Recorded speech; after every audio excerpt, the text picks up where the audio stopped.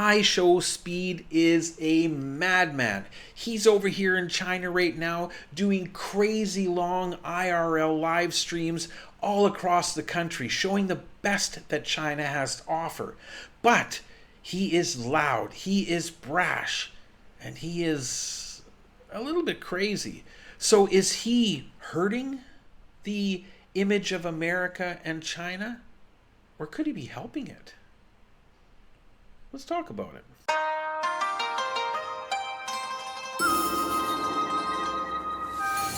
大家好，我是 Suran 在中国.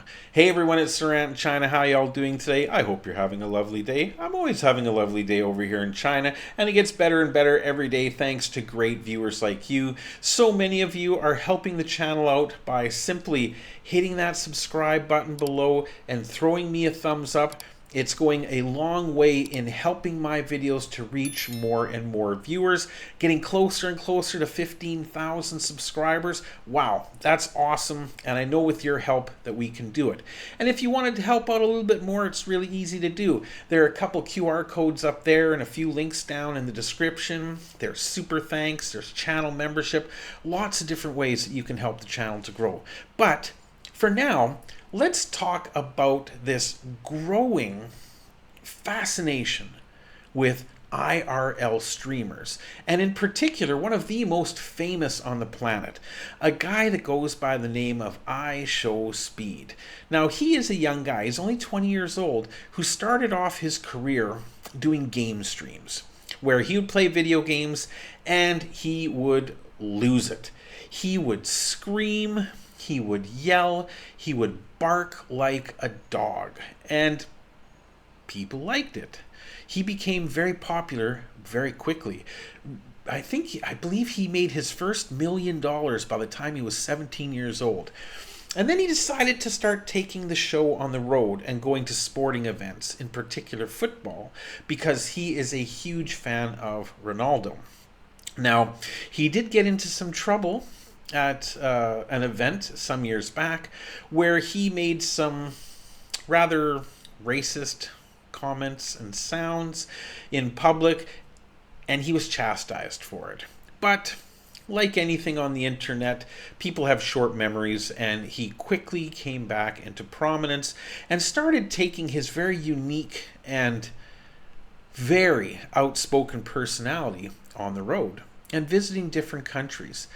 Now, as everybody knows, China and America at this point in time are in the midst of a serious trade war.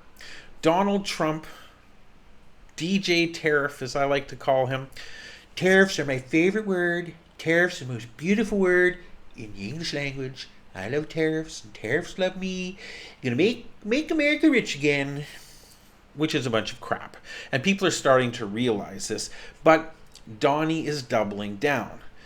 He is tariffing the entire world, and the world is retaliating by charging tariffs of their own. China more so than anywhere else. Donald Trump and China have this very unique relationship where China doesn't need American products as much as America needs Chinese products. So all of these tariffs are causing a huge, massive divide between these two superpowers on the planet. So when I heard that Ishowspeed was coming to China, I wasn't quite sure how to take it. Was he going to be respectful and show the best parts of China, or was he going to come over here and be loud, brash, and ignorant? Well, I'm very happy to say that I did watch quite a bit of his stream, though, I mean, he streams 6 to 10 hours a day, and he had a whirlwind schedule, seeing all of the big tourist types of things that he could in each of the major cities that he went to. But for the most part, he really did show a huge swath of Chinese culture and Chinese heritage that a lot of people might not ever have seen before. And with 38 million subscribers, he's doing more for the positive public image of China than I think anybody has in the past 20 years. And it's fantastic. More and more people are looking to China, and due to these young people coming here and making these videos, they are showing the positive sides of China. However, that's not to say that everything went perfect with Mr. Speed. His personality is incredibly intense. He screams a lot. He barks like a dog a lot. He is over the top in everything he does. Whether he's trying a new food, doing a different activity, no matter what it is, he is going to be a drama queen. He is going to go insane. It doesn't matter what it is. In some cases, however, he is a young man, keep in mind. He's only 20 years old. He also gets frustrated and he gets angry. There were a couple of situations where I honestly thought that his hosts or the general people around him might just kick his butt because he went a little too hardcore. You know, he would get too angry, too competitive. That's one thing about Mr. Speed. He needs to be number one, always. And sometimes his hosts would see this and have to accommodate this, knowing that if they didn't, that he could very well blow up. He also did foolish things where he would try something he didn't like and he would make too big a show about it and start blaming people. He grabbed a guy by the collar off the street and started swearing in his face and said, "What the hell did you feed me?" Blah, blah, blah, much more rudely than that, which I thought might have led to a much bigger issue. Luckily, he does have security guards there who tend to keep everything at bay, but that was a little uncalled for. He also had hosts where they would literally tell him, hey, it's not necessary to scream like that all the time. At which point he would double down and scream even louder. And you could see the pain, the frustration in the eyes of these hosts. And it was unfortunate. That was unnecessary. He would also take some very unnecessary risks, or attempt to anyway, which literally could have got him killed. There was a couple times when he wanted to do backflips. He's famous for doing backflips. He wants to do backflips everywhere. He would go, for example, onto a tourist attraction called the Hand of God, which sticks out over a precipice, and he did a backflip off that. I'm really surprised that his team let him do that. But he wanted to do it again on the Great Wall, not from the stairs or in the middle of the walking area, but getting up on the precipice, the edge of the wall, and flipping back into the stair area. Luckily, everybody grabbed him and said, no. I mean, one little slip, and that would have been fatal. And it really just isn't worth it for views. You know, and these types of things happen quite a bit, where he was pushing, screaming at people, climbing up a staircase to go faster, only to trip and fall and injure himself, right? At one other point, the fans, a huge, thousands of fans, in an audience where he was singing, started singing or saying something, chanting something that he didn't like. And he came forward with the microphone and let them have it, to the point that they had to edit the replay of the stream so that you couldn't hear what he was saying to them. And of course, being a crowd of people, they just they laughed, right? They didn't take him seriously. So he threw down the microphone and jumped out into the crowd and tried pushing past the cordon of police officers to start fighting with these people in the audience. Now, to be fair, it could have all been theatrics, you know, from his point of view, trying to make things more exciting. But when you've got thousands of people like that all swarming together, all it takes is one or two of them to get the wrong idea and people get trampled. Fights break out. It becomes very dangerous very quickly and potentially even lethal. So as much as nothing really bad like that happened, the potential was definitely there. On the other hand, however, like I said, he did something that nobody else really in his position, as much as he's not Harrison Ford, he's not Rihanna, he's not Ronaldo, he is a super famous online personality. And for him to come and spend 2 weeks, possibly even longer, he may still even be here and doing more streams. He just doesn't want to tell anybody yet because he gets swarmed everywhere he goes. But he's showing people a side of China that I guarantee you so many of his brand of viewers have never seen before.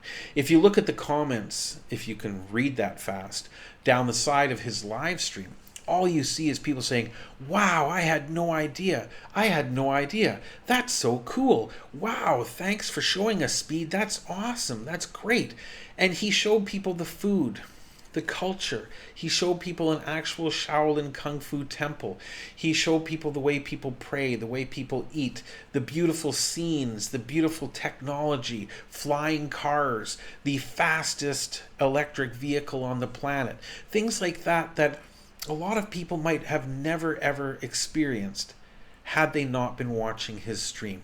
So at a time right now where US and China relations are absolutely strained, and people like myself are doing our best to share our experiences and to share the realities of life in China, he used his influence to bring it to a much, much bigger stage. Plus, of course, he made a crap ton of money in the meantime. Don't kid yourself. He made millions and millions and is probably still making millions off of this trip. And good on him. Good on him. I only hope that if he does continue moving forward, he calms it down a little bit.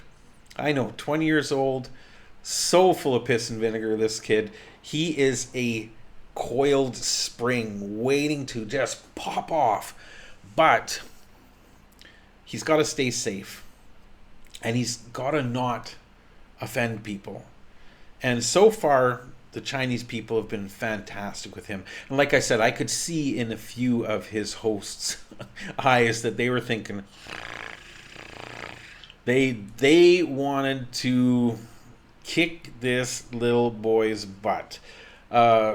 But they restrained themselves, and it all worked out for the best. So his last stream was yesterday from Changsha, and he did a lot of really cool things. And he said at the end of it, it's like, yeah, I don't want this to be the end, but you know, this could be the last stream. This could be the last stream.